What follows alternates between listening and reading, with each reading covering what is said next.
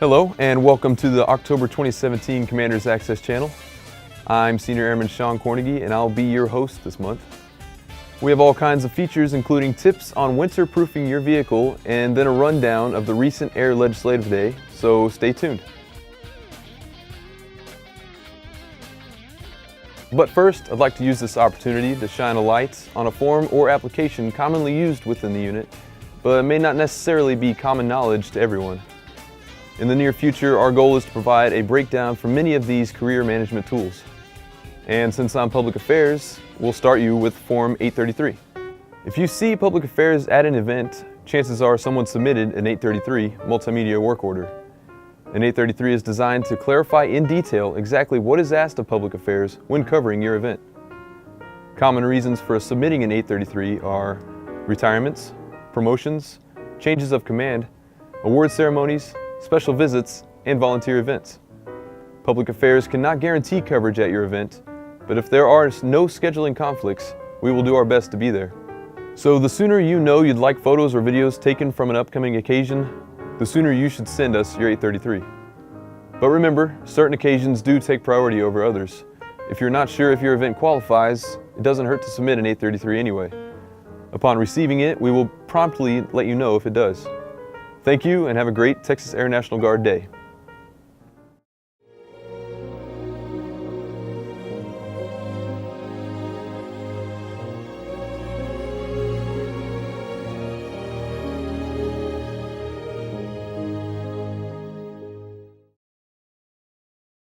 Former and current members of the 136th Airlift Wing came together to celebrate Carswell Heritage Day on September 23, 2017. Major Golden Broughton, President of the Company Grade Officer Council, tells us what makes this day significant.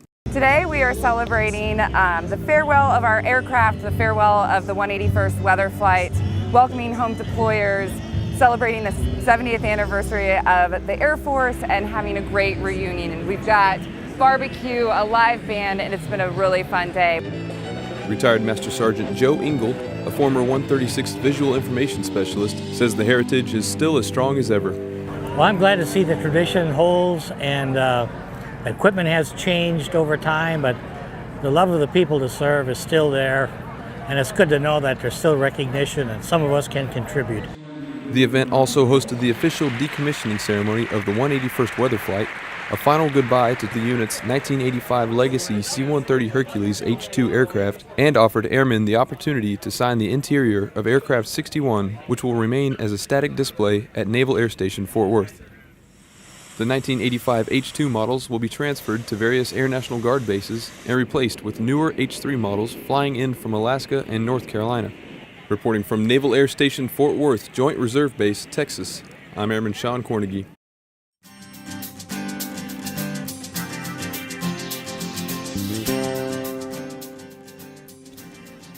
Hello, I'm Senior Master Sergeant Donnie Seymour from the Wing Safety Office. I'm going to talk deliberate risk management and how to apply it for the upcoming winter months. First, deliberate risk management is looking forward to a known event and determining the possibility of a negative condition. Second, once the condition hazards have been identified, they need to be removed or mitigated. So with winter fast approaching, what future hazards will we possibly face? An easy one to identify is below freezing temperatures. This hazard could cause your vehicle's engine to crack, caused by the fluid freezing. To mitigate this hazard, we should weatherproof our engine by ensuring it is properly filled with antifreeze. The freezing temperatures will also cause our windshield wiper fluid to freeze on the window, drastically reducing your visibility. To mitigate this hazard, ensure your windshield wiper fluid is filled with anti-icing wiper fluid. This is just one quick example, and hopefully you'll be able to identify and reduce risk for the upcoming winter. Deliberate risk management in a nutshell: look forward, identify risk, and mitigate the risk. If you would like more information or have questions about risk management, please call the Wing Safety Office at 852-3209. Thank you.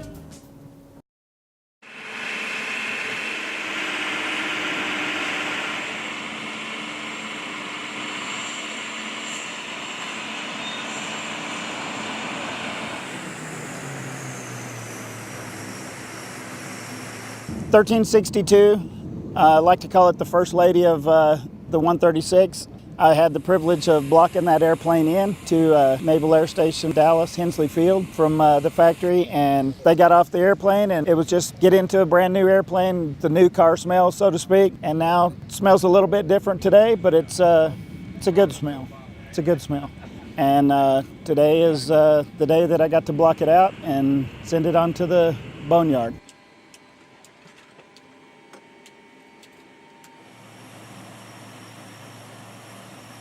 It's a hard thing. It's like seeing a member of your family go away. All the guys out here worked on it, and all of them feel the same.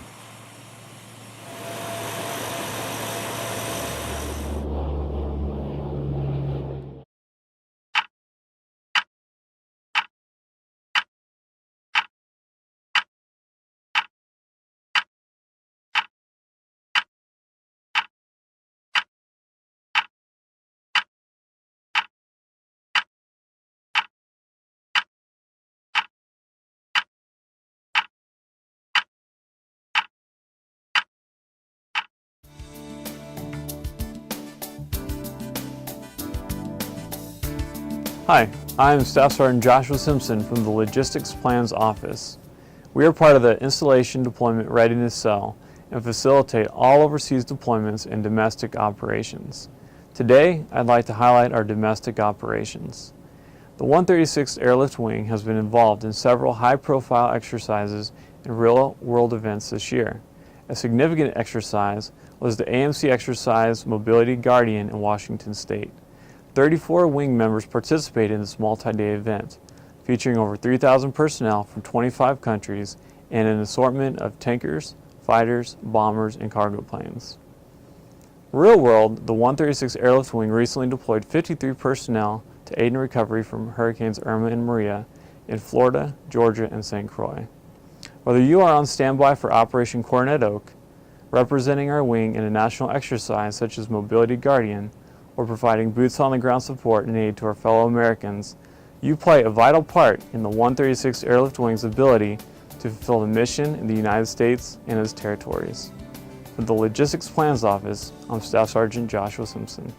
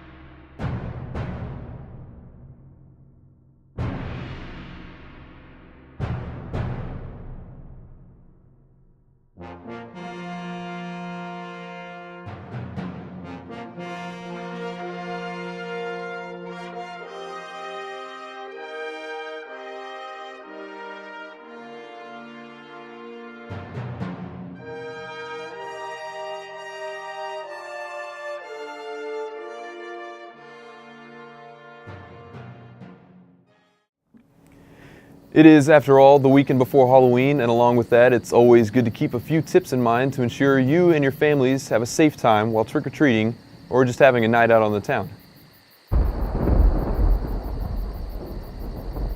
First, fasten reflective tape on you or your child's costume to be as visible as possible in the dark. Also, bring a flashlight so you can see where you are in the dark. Masks can impair visibility, so consider face paint as an alternative.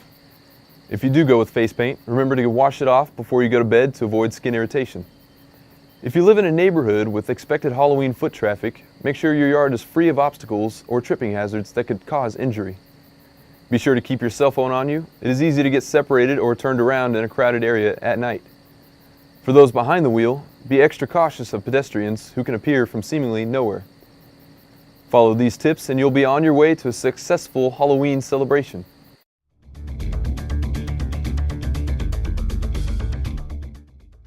Hello and welcome to the October 2017 RSD weekend. As you all know from recent events, each of us needs to be prepared in the event of an active shooter situation. In an effort to boost our level of preparedness and survivability in the event of an active shooter situation, your wing ATFP staff, working in conjunction with our civil engineering squadron, purchased a large number of Barracuda intruder defense devices. If you find yourself in a situation where you are unable to flee from a building where an active shooter event is taking place, you will need to secure yourself in a room where the active shooter cannot easily gain entry. The Barracuda, in most cases, will help you do just that. The Barracuda device is designed for doors that swing inward and have a door jamb width of 5 3/4 inches. Here's how the device works. This is the Barracuda Intruder Defense System. This is the device that you'll use to secure yourself in a room in the event of an active shooter situation. As I said before, it only works on doors that swing inward and have a 5 3/4 inch door jamb. The way you emplace this device is very simple. Remove the pins. You would shut the door, of course. Slide these two pieces in and slide those pieces under the door and then extend the handles outward. The thing to remember is to adjust the center piece, this bar that slides back and forth, so that both of the holes are visible for the locking pins to go in place. Simply place them in place like so, and your device is secure. Any kind of attacker is going to have a hard time kicking a door or getting through a door like this that's secured. And most likely, they'll go on and try and find an easier target. We are working closely with civil engineering to get the wall racks mounted for each of these devices. In the meantime, the devices will be stored in the rooms where they are intended to secure. Make sure you make yourself familiar with them so that if you ever need them, you can put them into place and keep yourself safe.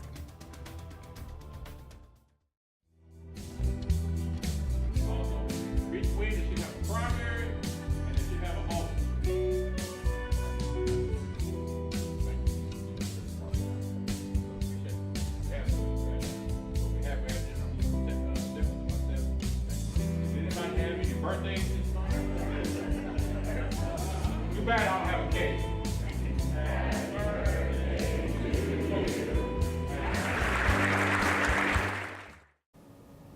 Hi, I'm Chief Master Sergeant Ed Walden, the Command Chief for the 136th Airlift Wing. I want to take a minute of your time to ask a favor. Over the past 3 months, I have been personally impacted and affected by somebody who has committed suicide. 2 of the individuals I knew personally, and one of them has impacted somebody that I know in just a relationship type of situation. That's 3 individuals in 3 months. 2 of these individuals were veterans that spent a lot of time in the military. One was retired, and one was a veteran that spent 9 years in the Air Force and got out. We never know the individuals that are around us, what they're going through, what's impacting their lives, and the troubles that they're having. So the favor that I ask of you is please just look around to your brothers and sisters in arms, the individuals that are sitting to your left and sitting to your right, and just see how they're doing. Just ask the question. You never know by just asking how somebody's doing, how it's going to impact their lives, how it's going to change their life, and maybe set them on the direction that we need them to be. This is something that's very personal to me. I lost my father to suicide, and one more person is too much. So take a moment, ask a question, see how they're doing, and see if we can make a change in somebody's lives. I appreciate your time. Thank you.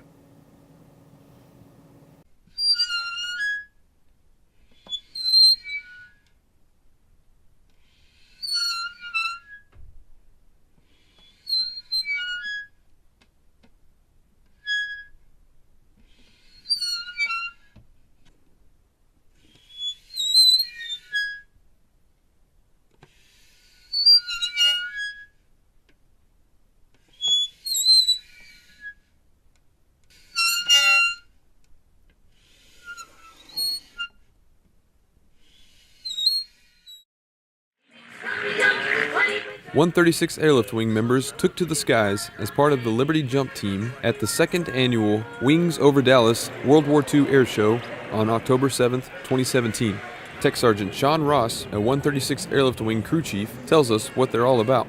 We are a volunteer force out here for the air show demonstration team. We pay homage to World War II veterans and all wars after World War II. Everybody loves it. Everybody likes seeing parachutes in the sky, and I get to give people that excitement. Chief Master Sergeant Dell Atkinson, 136 Airlift Wing Security Forces Manager, adds that the event provides the opportunity to talk to locals. As a member of the 136 Airlift Wing, it's awesome for me I also do recruiting while I'm here, so I'll talk to kids, I'll talk to family members, I'll talk to parents, and let them know and educate them a little bit about the Guard. Reporting from Dallas Executive Airport for the 136 Airlift Wing, I'm Airman Sean Cornegie.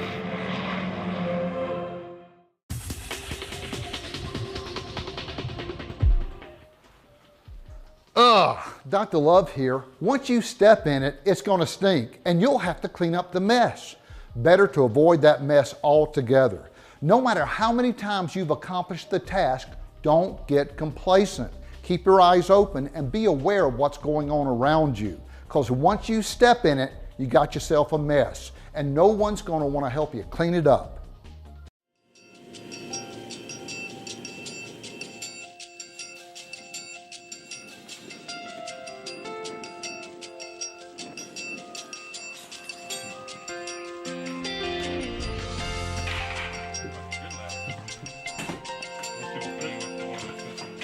Back in 1985-86 time frame, that's when these airplanes were built. My father was in the unit at that time, and he actually got to fly a couple of the airplanes from the factory to the unit when it was still based at the Dallas Naval Air Station.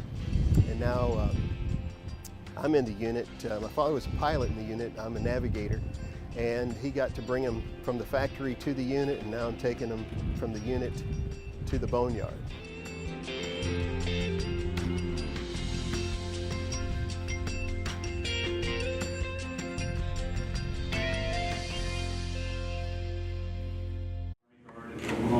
Texas Air National Guard members hosted Air Legislative Day at the 136 Airlift Wing on October 19, 2017. The Texas Air National Guard Legislative Liaison, Lieutenant Colonel Ian Manier, tells us what the event entails. Today we have brought out about 30 to 35 staffers. Some of them are federal, some of them are state elected officials, and we're coming out here to educate them about what we do in the Texas Air National Guard. Colonel Kurt Mallory, the 136 Maintenance Group Commander, says the Air Legislation Day is beneficial to everyone involved. A very nice day to allow them to see that we're here, the representatives that we do have, how strong we are, that we're eager to provide support to domestic responses needed. And also just to allow them to see the nice good tools and the equipment that we do have. It's a lot of fun to not only talk to them about what we do, but also to hear what's on their plates. And so we can figure out synergies between our offices, their offices, and how we can best help each other. Reporting from Naval Air Station Fort Worth Joint Reserve Base, I'm Airman Sean Cornegie.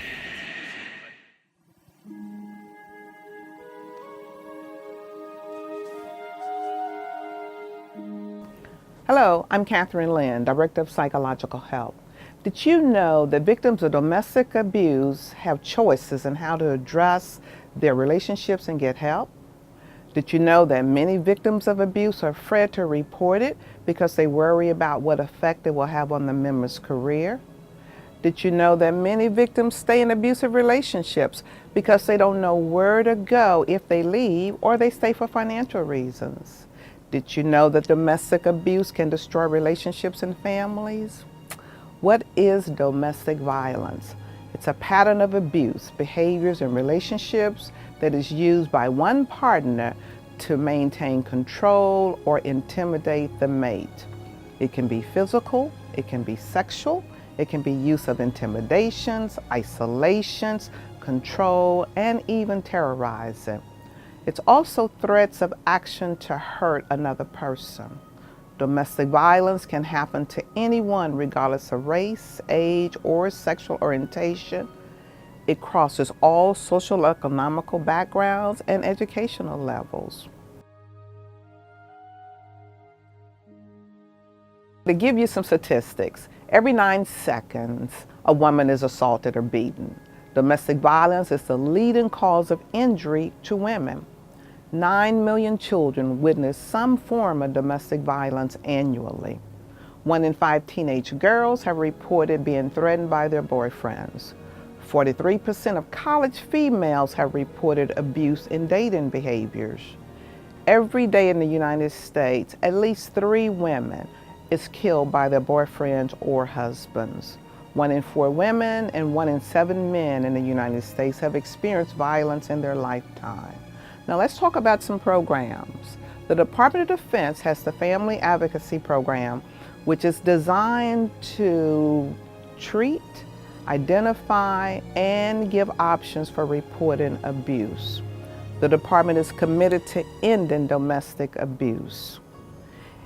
Our members have several reporting options. You decide whether to report domestic abuse. Can be difficult sometimes because people are confused and afraid to get help. There are 2 reporting options. Now, the exception of this is child abuse or the risk of serious harm. The first option is restricted reporting. There's no law enforcement involved, no commander involvement, there's no control over how much information you give. You have access to medical care, counseling, supportive services, you have victim advocacy services, and you can also have time to evaluate your relationship choices.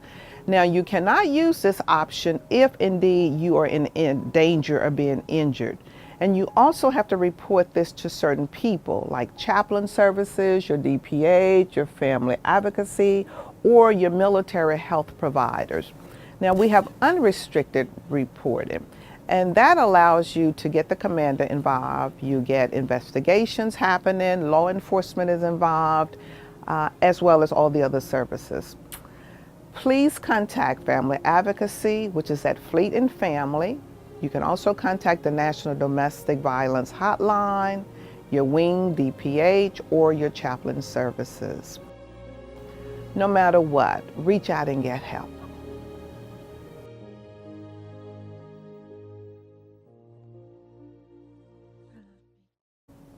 I hope you enjoyed this month's Commander's Access channel. Have a great drill, and I'll see you out there. And happy Halloween.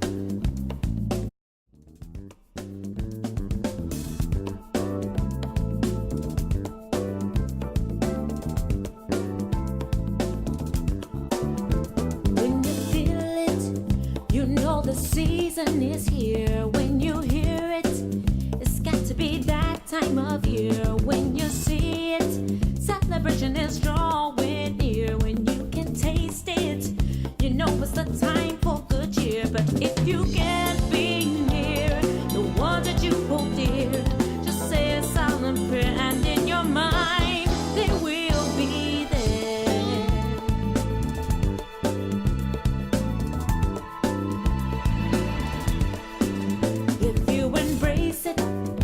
Spirit will not let you down. You've got to face it.